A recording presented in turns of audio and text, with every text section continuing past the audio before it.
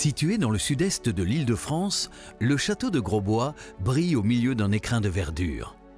Après avoir accueilli quelques personnages illustres de l'histoire de France, le domaine de Grosbois est aujourd'hui célèbre pour ses prestigieuses installations équestres, à quelques encablures de l'hippodrome de Vincennes. C'est Ariane Ploussard, chargée de mission touristique, qui nous ouvre les portes du domaine. Le domaine de Grosbois est situé dans le Val-de-Marne, dans le 94. Il est à la jonction entre les villes de Boissy-Saint-Léger, de Marolles-en-Brie et de Villecresnes. Et c'est un domaine donc, de 412 hectares qui accueille en son centre un petit château du XVIIe siècle. Depuis 1962, le domaine de Grosbois est la propriété de la Société d'encouragement à l'élevage du cheval français, dite aujourd'hui le Trot, qui organise en France les courses hippiques, mais aussi qui promeut la race du trotteur français. Elle a fait du domaine de Grosbois donc un centre d'entraînement hippique qui se trouve à proximité de l'hippodrome de Vincennes.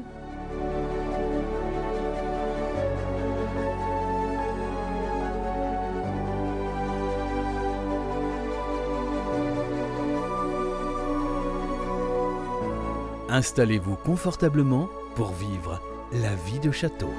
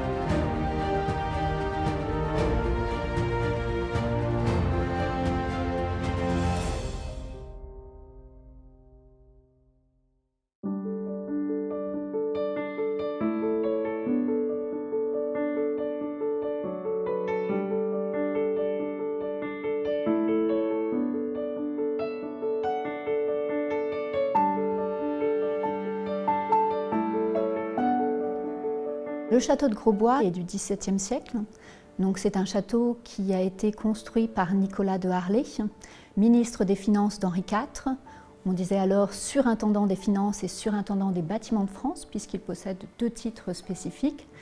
Et ce haut ministre de France a décidé de construire sur ce domaine, qu'il venait de recevoir en dot par son épouse, un château de son envergure. Vous avez un plan très symétrique autour d'une cour, la cour d'honneur, avec deux ailes en retour sur cour, un corps de logis, deux grands pavillons d'entrée. La spécificité de ce château, qui est typique du style Louis XIII, c'est un château brique et pierre. On disait souvent que c'était des châteaux de cartes, parce que vous avez une harmonie au niveau de la façade avec les différents coloris qui sont dus aux matériaux qui sont utilisés. Vous avez d'abord la brique avec des chaînages de briques verticaux autour des fenestrages qui créent une rythmique, une scansion verticale comme ça sur les façades. Et également au niveau des toitures, cette couleur plutôt grise de l'ardoise. Donc on a ces trois matériaux, la pierre de taille, la brique rouge et l'ardoise. Et c'est ce qui fait un petit peu ce côté chatoyant. On a quelque chose de beaucoup plus chaleureux. Petite particularité quand même, c'est au niveau de l'incurvé de façade. Vous avez le corps de logis qui s'incurve pour créer une demi-lune. Et c'est ce qu'on appelle un exèdre de façade. Donc c'est assez original. Et c'est sans doute sous l'influence d'Androuet du Cerceau, donc un grand architecte, que ça a été conçu ainsi. Le château de Grosbois s'inscrit dans un cadre de verdure de 412 hectares. Et donc il a la chance d'avoir conservé cet écrin que d'autres châteaux ont perdu au fil des années et au fil de l'urbanisme.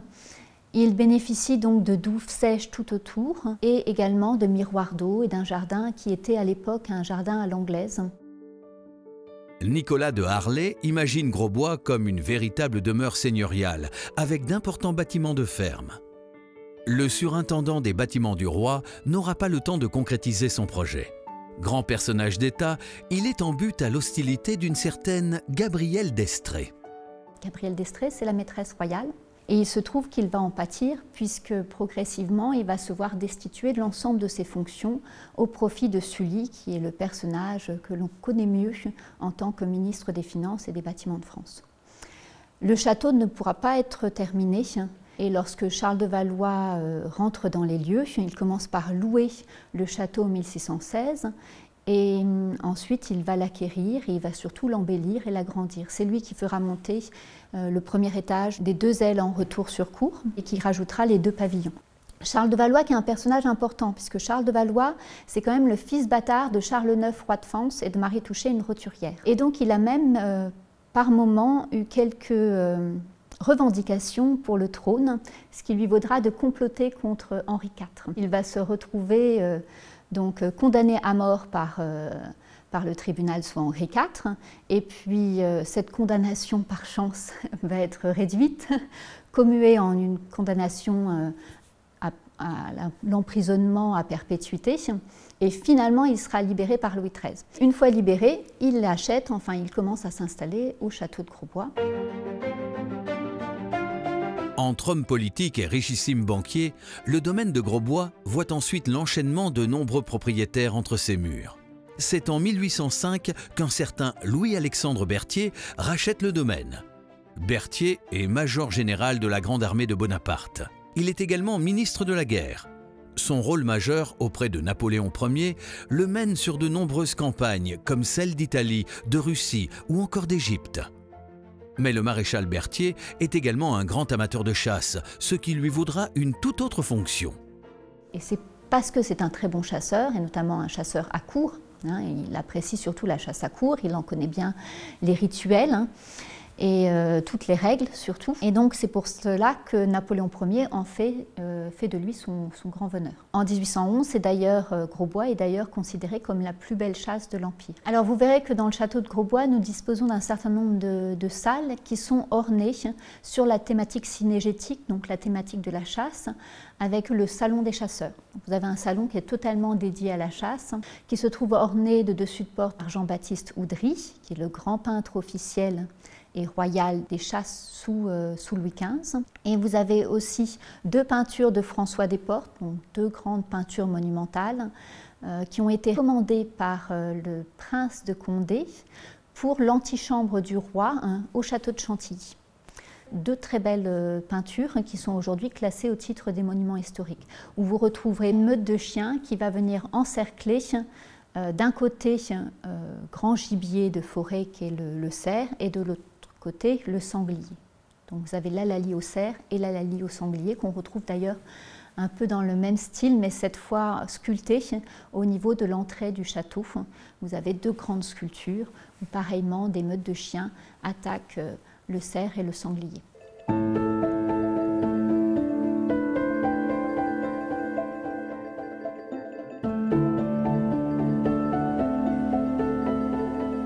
Parmi les grandes salles importantes du château, qui sont liées surtout à l'histoire de Napoléon Ier et à celle de son maréchal d'Empire Berthier, vous avez le bureau du maréchal Berthier, qui possède un très beau mobilier, donc jusqu'aux écritoires, jusqu'aux encriers. Le bureau du maréchal Berthier, qui est en acajou et bronze doré, est un grand bureau plat qui permettait de dérouler des cartes géographiques, par exemple. Vous verrez aussi un petit meuble d'applique de style retour d'Égypte qui est orné de têtes de pharaon, toujours dans le même style, avec ce bois d'acajou qui est de couleur rouge, orné de bronze doré. L'histoire du prince de Wagram est étroitement liée à celle de Napoléon Ier. Les marques de l'Empire sont présentes jusque dans les décorations de la demeure.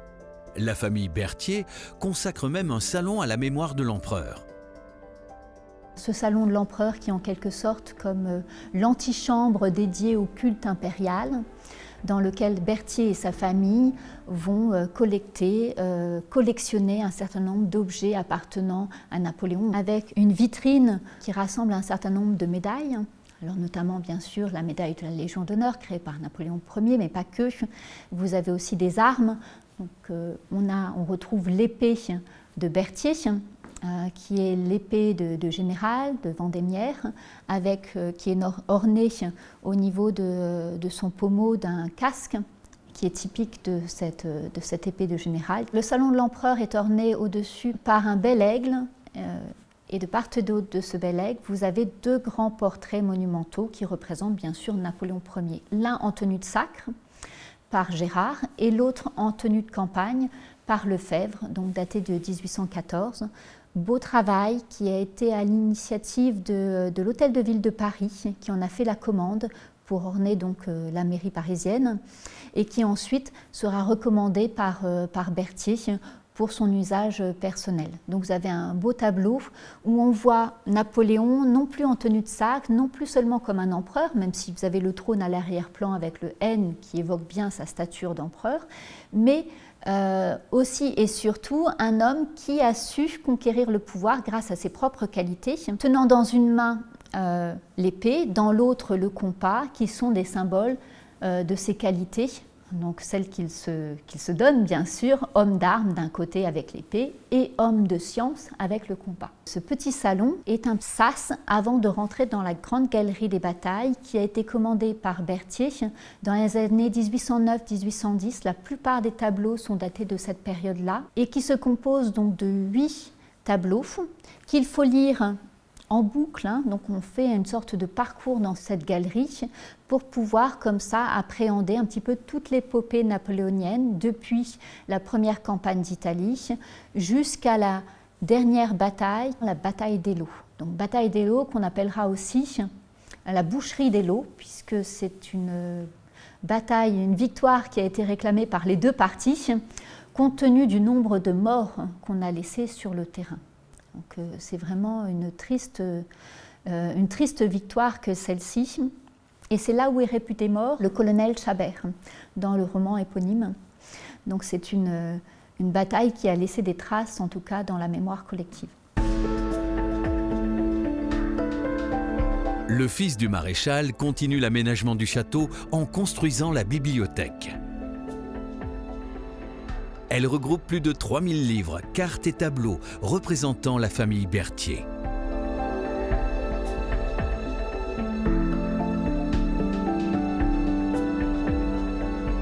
Lors de leur arrivée à Grosbois, une autre salle attire l'attention des Berthier.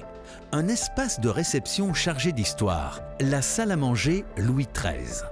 Qui est ornée de peintures murales qui évoquent la thématique du mariage, donc avec la rencontre des deux époux, les négociations du mariage, les festivités du mariage avec une pièce de théâtre, le bal et enfin l'aubade. Donc ça, ce sont les 5 scènes qui ornent la salle à manger Louis XIII telle qu'elle a été identifiée par la suite. Donc ces peintures qui dataient de l'époque de Charles de Valois ont été redécouvertes sous le 4e prince de Wagram au début du XXe siècle, sous un empilement de papier peint. Et le prince de Wagram a décidé de rendre à sa pièce à la fois son volume, mais aussi son ampleur et surtout son décor peint. Donc vous allez retrouver des peintures murales avec 5 scènes historiées, une frise en grisaille qui court sur 360 degrés et qui évoque les différents arts, donc 4 arts, et enfin les solives peintes, c'est-à-dire les poutres qui sont ornées des initiales du propriétaire. Une cheminée monumentale a été rajoutée par la suite, qui est une cheminée du Périgord, donc qui est vraiment un remploi, mais qui permettait de donner à la salle une cheminée qui soit à la hauteur de la salle en elle-même.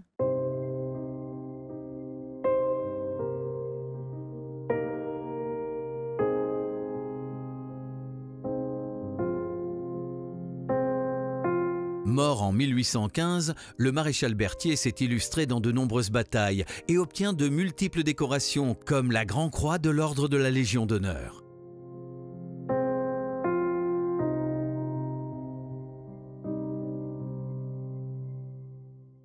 Pendant près de 150 ans, le château reste dans la famille Berthier jusqu'en 1960, année du décès de la princesse de la Tour d'Auvergne, sœur du 4e prince de Wagram. Au moment du décès de la princesse, un des dirigeants du trot avait son fils qui connaissait la famille, qui vivait ici. Et il venait chasser à Grosbois. Et là, il apprend un jour que Grosbois est à vendre. Il court le dire à son père, qui était administrateur du trot. Et donc c'est comme ça que se sont fait le rapprochement entre les propriétaires du château et le trot. Les chevaux, à l'époque, s'entraînaient pas loin d'ici, à côté de l'hippodrome de Vincennes, qui est le lieu où on fait beaucoup de courses. Et il était urgent de trouver un endroit pour rapatrier les chevaux qui étaient situés là, parce que dans les années 60, évidemment, il y a eu beaucoup de projets immobiliers autour de Paris, la construction d'axes de communication. Et on se retrouvait avec un problème crucial, des problèmes de difficulté d'avoir de la place pour des chevaux à Paris. Et puis surtout, on a installé dans les années 60 les premiers feux rouges. Donc imaginez le sulky dans le trafic automobile à Paris, c'était pas tenable. Et donc le Trot a saisi l'opportunité de pouvoir racheter ce domaine en 1962 exactement. Demeure de personnages politiques et militaires, Grosbois voit passer de nombreux hôtes de marque lors de fêtes prestigieuses. Aujourd'hui, le domaine de Grosbois s'est métamorphosé et accueille un tout autre type de résident à quatre pattes. Grosbois, c'est avant tout un lieu où on entraîne des chevaux. On peut accueillir jusqu'à 1500 chevaux et des hébergements, des logements pour les gens qui vont s'occuper de ces chevaux, notamment les entraîneurs. Donc il y a 70 unités d'entraînement, des établissements. Donc ces 1500 chevaux sont répartis sur 70 unités d'entraînement. Et dans ces unités, on a des maisons, des logements, des chambres pour l'entraîneur, sa famille et les salariés de l'écurie. Donc tout ce monde qui gravite autour du cheval vit et habite pour l'essentiel à Grosbois. À côté de ces endroits où résident les chevaux et les hommes, on a des endroits où on propose du service à tout ce petit monde. Typiquement, nous avons sur le site un restaurant, ce qu'on appelle le centre social, qui va être à même de proposer matin, midi et soir tous les jours de l'année une prestation de restauration à nos salariés d'écurie. Il y a un centre de formation d'apprentis avec une centaine d'élèves qui est géré par une autre association qui s'appelle la FASEC, et cette école forme une centaine de jeunes par an, donc au métier du cheval.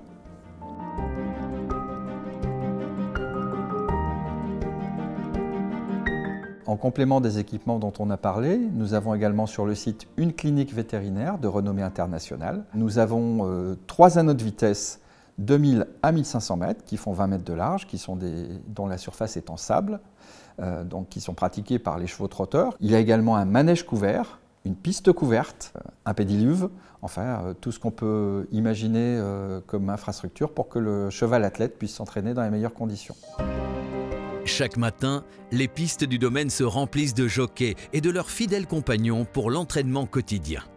L'après-midi, c'est un tout autre programme qui attend les chevaux, à la rencontre de l'histoire. Ils vont pouvoir l'après-midi déambuler dans la forêt, où là on va avoir une quarantaine de kilomètres d'allées de promenade qui sont entretenues quotidiennement par nos équipes. L'ensemble des allées cavalières reprennent en fait les allées historiques du château, avec quelques points remarquables, notamment ce qu'on appelle le carrefour de la Pyramide. Pourquoi ce nom? Parce que le fils du maréchal Berthier a érigé ici à Grosbois, en l'honneur aux victoires gagnées par son père avec l'empereur, un obélisque qu'il a installé sur ce carrefour. Et cet obélisque, aujourd'hui, dessert des allées en étoile et également une piste en ligne droite qu'on appelle l'allée royale. Le 2 juin 2010, le cheval français inaugure le plus important musée d'Europe consacré aux trotteurs. En plus de l'activité équestre du domaine, les passionnés d'équitation peuvent se plonger dans l'histoire du trot grâce à ce musée unique au cœur du château. Avec près de 600 mètres carrés, il permet aux visiteurs d'effectuer un voyage des courses attelées allant de l'Antiquité à nos jours. Le musée du Trot se situe au rez-de-chaussée du château, dans l'aile est, et a été construit en 2010 dans les appartements en fait, de la princesse de la Tour d'Auvergne. Donc c'est un espace assez atypique dans lequel a été intégrée l'histoire du trot, avec notamment une araignée qui est l'ancêtre du sulky, de l'attelage de course actuel, qui est un très très bel exemple d'attelage en bois pour une seule personne. Sur 600 mètres carrés à peu près, on va avoir une partie qui explique comment sont nées les courses, dès l'Antiquité en fait, puisqu'on a des courses de chars par exemple, il y a plus de 2000 ans. Et puis, on a aussi une grande partie de ce musée qui est dédiée à honorer les grands chevaux.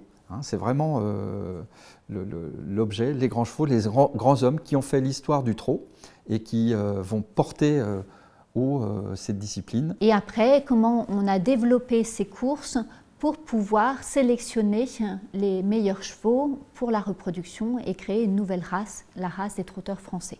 Donc l'idée c'est ça, c'est de vous expliquer ce cheminement-là et comment on va développer une race qui sera propre ensuite au transport hippique, au transport hippomobile et aussi à la remonte militaire. Donc la sélection continue aujourd'hui à être très efficace et on a notamment des performances qui sont battues tous les ans parce que l'amélioration des techniques d'entraînement, mais surtout l'amélioration de la génétique et de la sélection des trotteurs permettent d'avoir des chevaux qui maintenant courent très vite et peuvent quasiment aller aussi vite qu'un galopeur. Les infrastructures continuent d'évoluer pour proposer de nouvelles expériences.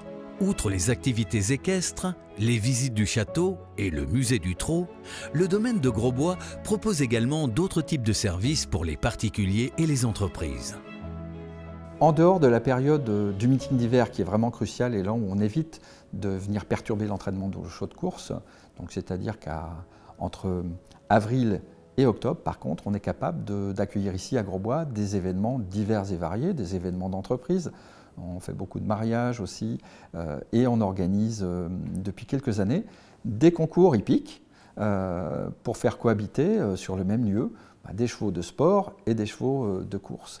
Donc avec un programme de disciplines, on avait commencé par des disciplines émergentes, derby cross, notamment ride and run, un cheval qui court à côté d'un jogger ou d'un vététiste, et avec un couple qui change de monture régulièrement. Et puis, on a un tas de projets, notamment de créer ici un stade équestre qui permettrait d'accueillir des compétitions des plus petites aux plus grandes. Ce que je tiens à dire aujourd'hui aussi, c'est qu'à ma connaissance, il y a peu de sites historiques qui continuent à vivre grâce à une activité économique pérenne. Et typiquement à Grosbois, on l'est. C'est grâce au trot, grâce aux chevaux de course qu'on peut continuer à entretenir, à faire vivre ce château. Les dirigeants de l'époque, quand ils ont décidé de créer le centre d'entraînement, ont été très visionnaires. La preuve en est, c'est que ces infrastructures créées dans les années 1960 sont toujours opérationnelles aujourd'hui. Et ça aussi, c'est un exemple de clairvoyance et d'inscription de l'activité dans le temps. On a vraiment aujourd'hui à Grosbois cette impression en fait que tout coule de source et que le cheval il a tout à fait sa place ici. Il n'a pas dénaturé le château, il n'a pas dénaturé le parc. Et je dirais en conclusion que du carrosse au sulky, l'histoire continue.